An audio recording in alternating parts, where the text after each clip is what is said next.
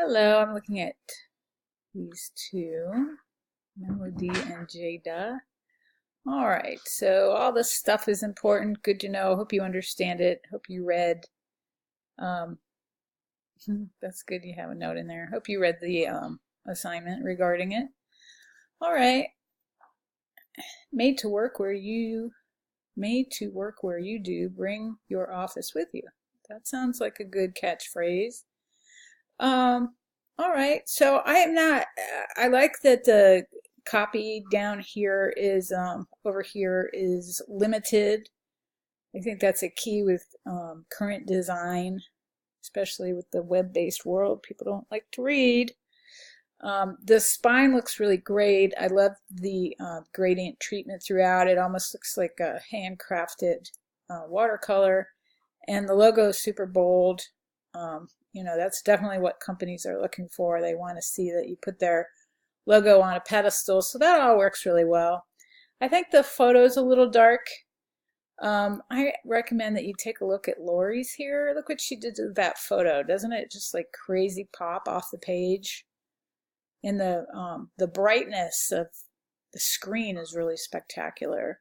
So take a look at that and then look at yours. It looks a little dark. So consider taking that hand into Photoshop and really up those curves or the brightness and contrast. I think you'll see a big difference.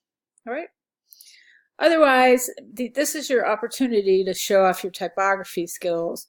Maybe made to work where you do could be in a script font like handwriting. And you can put a little TM above it like it's some trademark saying. It's probably what I would do to make it look official. Also over here, another thing Lori did that I thought was pretty cool is she added this corporate looking icon that it does look like it might be from Nabisco's technology arm or something like that. So consider doing that too. You've got the room, and you know, whatever sort of technical thing you add down here will only help make this packaging look realistic. But you know, I think you've done a real solid job. Just these are little details that'll help push it along the way. All right, Jada, I've made a lot of comments for you and you don't seem to be taking them. So, I mean, I'll say them again. Hold down the shift key when scaling so the type doesn't distort. Go to a site like thefont.com to look for unique typeface.